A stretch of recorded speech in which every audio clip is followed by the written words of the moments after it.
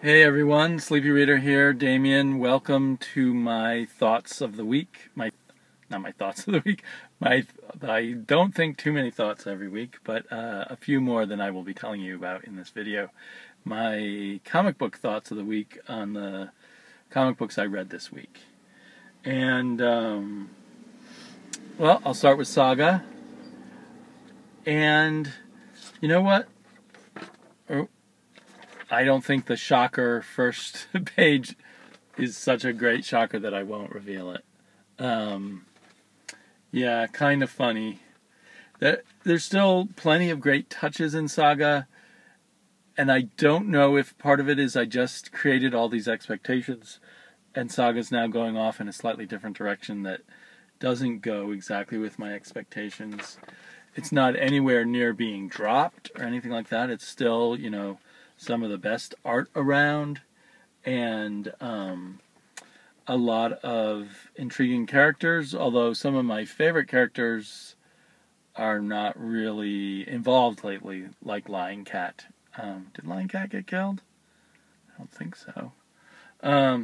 Anyway, and again, it might be my imagination because I wished this story would go off in a more science fiction-y direction. I mean, I liked the family drama and the personalities that were kind of like a modern drama combined with science fiction, but I don't know, it feels like there's less momentum, and it feels like the events that do happen are a bit forced, like the big breakup scene with Alana and of course, now I'm going to forget his name. Anyway, I mean, that just shows you I was never the most invested in the couple. I always forget their name. I never forget Prince Robot. I never forget Lion Cat. Prince Robot was in this issue when we got see his dad with his giant TV head, which was kind of funny. Yeah, just a general sense that there's kind of like this kind of killer who shows up, who's kidnapped Prince Robot's baby. Princess Robot's too, but she's dead. Anyway, he feels kind of like a forced element to me, and I don't quite know why. Adventures of Superman. I think this is winding down, but I don't think this is the final issue. I think there's at least one more issue to go, although this certainly felt like a final issue with this large cast of artists and this kind of flashback through this alternate Superman's existence. Basically, a Superman who really did start in 1939 as a superhero, and a story that continues from there with Lois Lane getting older and Superman not getting older. I don't know why Superman should live forever, but he does till the death of the universe and maybe beyond. But there's something fun about it, particularly this. The writer's Joe Keatinge, and he uses the this story that covers sort of the whole life of the universe, starting in 1939 till the end of the universe, as a way to show Superman's optimism. And I think that's a really good way to go with Superman, to really emphasize his optimism and his spirit. I don't know if we see that in the New 52. Is he an optimist? I don't even know. But here, he's an optimist no matter what happens. We get a long sequence with an old Commandy, so that's a nice throwback. It doesn't really jibe with what I know of Commandy, that Superman's still around, etc., but, we can go with that. I think my favorite scene was the scene with Superman and the old Lois Lane, and she goes in for a big, sexy kiss. And the twist at the end is kind of clever. What I'm thinking is,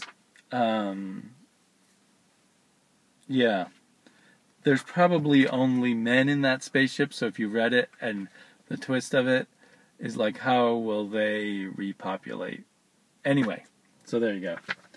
Perhaps a little bit too much of a spoiler. Batman Eternal. Oddly, this is a very good issue in terms of the quality of that we've come to expect in Batman Eternal, which is very up and down. So it's an up issue. Yet for me, it kind of highlighted all the flaws and missing pieces in Batman Eternal, and really, it shouldn't have so many missing pieces, given that it's a weekly, given that we've had 21 issues so far. That's a lot of issues to put in a lot of story. If it were better organized, had better leadership, I guess, it would have... I think someone noticed what I was doing, who walked by with a baby. I feel self-conscious. It would have better...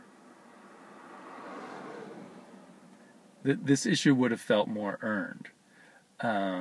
It's full of revelations that are pretty good. Nothing like totally unexpected, I guess. Maybe the Vicky Vale aspect of it, not unexpected, but it kind of puts a different twist on where Vicky Vale is going. So, yeah, I forget what I was saying about the overall thing, but I'm going to probably do one of my in-depth videos about it. I kind of question, like, if it keeps going this way, should I keep reading the whole thing? I've invested a lot of time, a lot of thought. I've had a lot of fun, but at the same time, part of my brain is telling me this is a real mess. Groo versus Conan. I enjoyed the first issue. This second issue is much funnier. It does a jumping around between the real life of Sergio Aragonés and Mark Evinger and this mixed world of Conan and Groo. The art is really good. I love Sergio Aragonés' art, and I was noticing how great it looks in color. I think, in Mad Magazine I'm used to the old Sergio in black and white, which was great, but color really gives it a richness. And modern coloring techniques done in moderation, are really perfect for bringing it alive. And the colorist is Laverne Kandinsky, who I believe was my favorite colorist on Animal Man. I think it was Animal Man. It's a he, I think, did great coloring on Animal Man, and the coloring really adds a lot to this Groo, and it's really funny. Baltimore, The Witch of Haru. Again, more really good art. I don't know if I'm getting used to this artist after Ben Steinbeck, this new artist, Peter Bergting, or whether he actually got better in this issue. I liked the last issue, but I really like the art in this issue.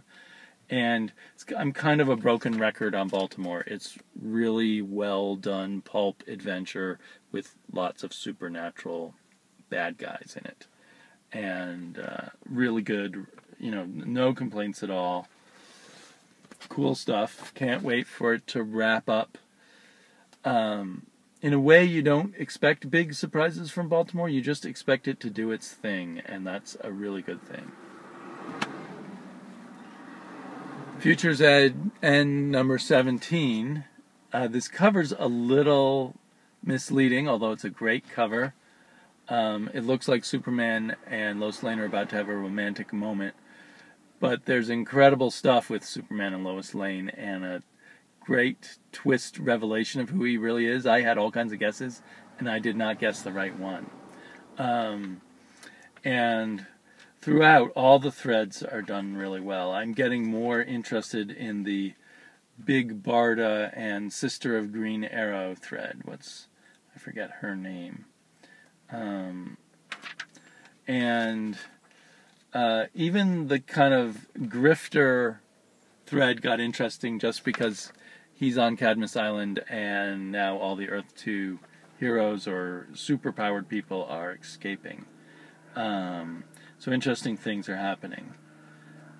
So yeah, I'm kind of a broken record on Future's End. It was really good, even though there was no Frankenstein thread this time. and no Batwing thread, which were two of my favorite threads before. But I'm looking forward to the return of the Batman, especially the Frankenstein thread.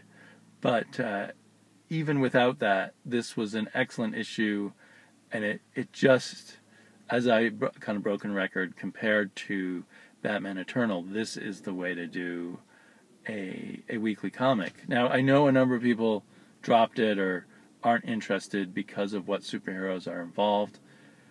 If at all you've heard stuff that has made you interested, I think when the first trade comes out, it'll make an excellent read. And then almost a foregone conclusion, probably, often my best book of the month, so definitely best book of the week, was Black Science. Our villain turned possible hero, Kadir, sort of confesses what he's done to some of the characters in here, and that's kind of an interesting moment. I wasn't expecting that. They continue to come up with just incredibly cool alien worlds that don't feel cliche, have all kind of original things. These are like giant polar bear snails with giant tongues that are Indian from the high-tech Indian universe, American Indian universe, has a great moment, and we finally learn something about him. And overall, the only thing you can say about each issue of Black Science is I wish it was even longer. I think the coloring is getting even better. The painted look is really strong. So if you haven't been on Black Science, get the first trade or dig up the issues.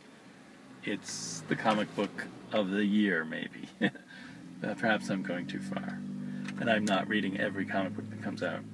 So, yeah, that was real exciting stuff. So those were my comics of the week, but I also this week read Rachel Rising, Volume 1, which people in the YouTube community have been talking up for quite a long while, and I postponed for a very long time getting this. I think partially because at first I realized I would have to get it in trades. It's one long story.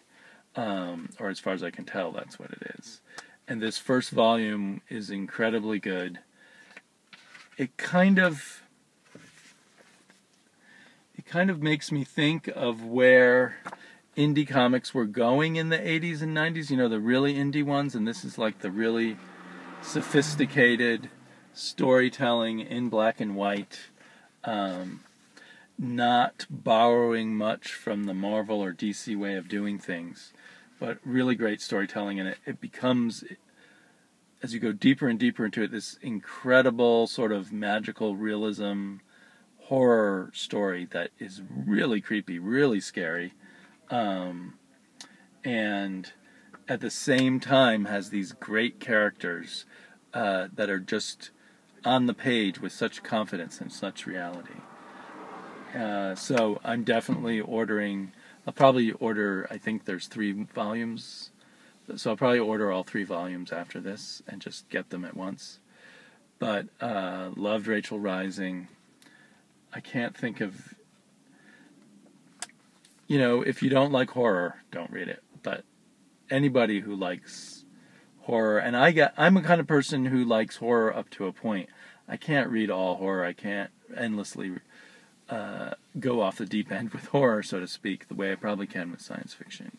So it's got to be really good horror for me to want to stick with it, and this is amongst the best. So anyway, yeah, if I have time, I may come back with an in-depth video on Batman Eternal. I may do videos about some other things over this long weekend, because it looks like I might have a little more free time than I usually do on weekends. So I'll talk to you all later. Bye-bye.